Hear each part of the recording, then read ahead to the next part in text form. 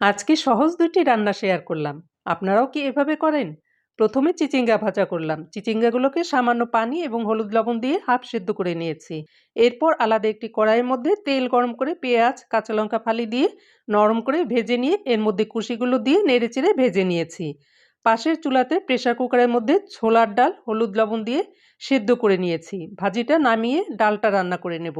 ভাজিটা নামাবার আগে বেশি করে ধনেপাতা কুচি দিয়ে নেড়েচেড়ে নামিয়ে নিয়েছি। কড়াইটাকে পরিষ্কার করে তেল দিয়ে গোটা গরম মশলা, গোটা জিরে ফোড়নে দিয়েছি।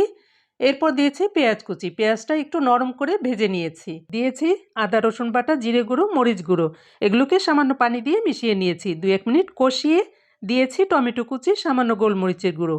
আবারও কষিয়ে নিয়ে টমেটো সিদ্ধ হলে ডালটাকে দিয়ে দিয়েছি। ডাল অনেক ঘন, তাই অল্প করে পানি দিয়ে নেড়েচেড়ে ঢেকে রান্না করে নিয়েছি। নামাবার আগে ধনেপাতা কুচি এবং ঘি দিয়ে নামিয়ে নিয়েছি। রান্না দুটো অসাধারণ।